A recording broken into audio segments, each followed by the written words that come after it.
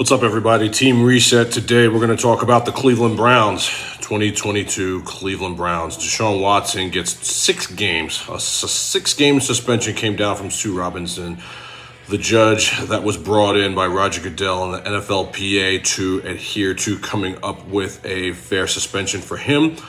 It looks like they can appeal. The NFL can appeal and add games to that, but I don't think they will. This is monumental for the Cleveland Browns, as I believe that they were really just a quarterback away from making real strides in finding their way to winning a Super Bowl. Baker Mayfield has been jettisoned. Now he is in Carolina. He was a cancer for that team. I don't really think Deshaun Watson was the right move, but it just shows you how desperate a team like Cleveland was. They bring him in. They give him LeBron James style control. They give him a $230 million guarantee, which is insane to me. And they do this with all these allegations of sexual inappropriateness on the table. So you know they want to win.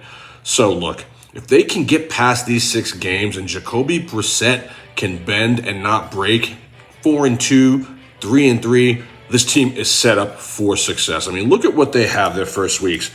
They're at home, they're on the road week 1 at Carolina, and then their home openers versus the Jets. They should win both those games. Then they're home versus the Pittsburgh Steelers, who are a lot worse than they were last year. And then they're at Atlanta. These are all winnable games. Then they're home and home for the Chargers and New England. I see a world where they could even be 5-1 if they play their cards right. They have a solid running game. Nick Chubb is fantastic. Kareem Hunt is fantastic. Really solid run game. Kevin Stefanski is a line it up, run it down your throat type of coach.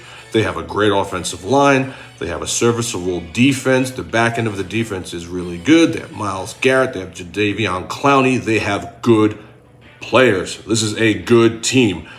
Add Deshaun Watson to that team at 4-2, 3-3. They're going to the playoffs. Okay, they're going to go to the playoffs. The division is a lot worse. The Ravens are a lot worse. The Ravens don't have any throwing game whatsoever. Anything happens to Lamar Jackson, the Ravens aren't making the playoffs.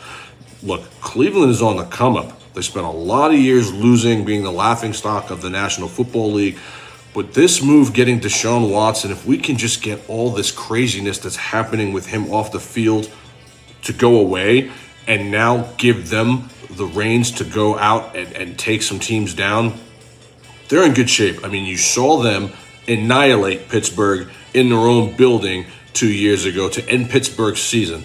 This is a tough team. They're battle-tested. They can play at home. They can play on the road. And the bottom line is that Stefanski is not going to He's not going to stop coming at you. If you cannot stop that run, you're going to get run on all day long. They're going to keep mixing Chubb in. They're going to keep mixing Hunt in. This is what they do. Now, they bring over Amari Cooper, which without Deshaun Watson's a terrible move, but with Deshaun Watson is somewhat serviceable. I think the X factor here for the Browns is a guy like David Njoku, who has always had talent and shown flashes, but had never really gotten a chance to make the targets because of guys like Jarvis Landry. Now Landry is jettisoned. He is gone. He is in, New Orleans. This guy could end up being the second leading receiver on the entire team. Donovan Peoples-Jones, they want that guy to be the field stretcher. He really hasn't done much in his National Football League career, so I don't know too much about him making the type of dent that they need him to make. This new kid, David Bell, they're really hoping for the number 2 and number 3 receivers to kind of come out of nowhere and surprise some people. But I like Njoku to be that guy. He's a sleeper for me this year from the tight end position. And I'm telling you, let this team have a winning record after 6 weeks, and in walks Deshaun Watson. They'll have a good chance to make the playoffs. A lot of people think that the dissension is going to hold this team back, and the possibility of that coming to fruition is true. But Stefanski is now going into his 3rd or 4th year with this team. He knows their strengths. He knows their weaknesses. They're a punch you in the mouth, grind it out type of team. They're going to throw only when they absolutely have to, and they're going to rely on playing good defense, turnovers, and takeaways to beat you, which they can do. They absolutely can do. I think this is a 9 10-win team, maybe even more if everything breaks right. That division has gotten a lot worse.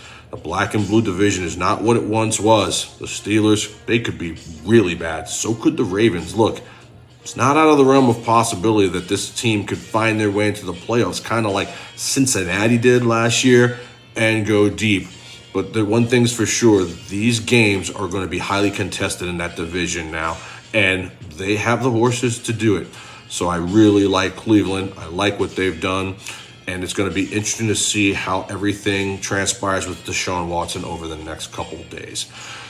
Tomorrow, we will do a team that I think has the potential to win 0 games on the entire calendar year. And that's going to be the Seattle Seahawks. Thanks for watching. Thanks for liking, following. World of Matches can be found on YouTube and grabit.com. My name is Dexter Reese signing out. Until tomorrow.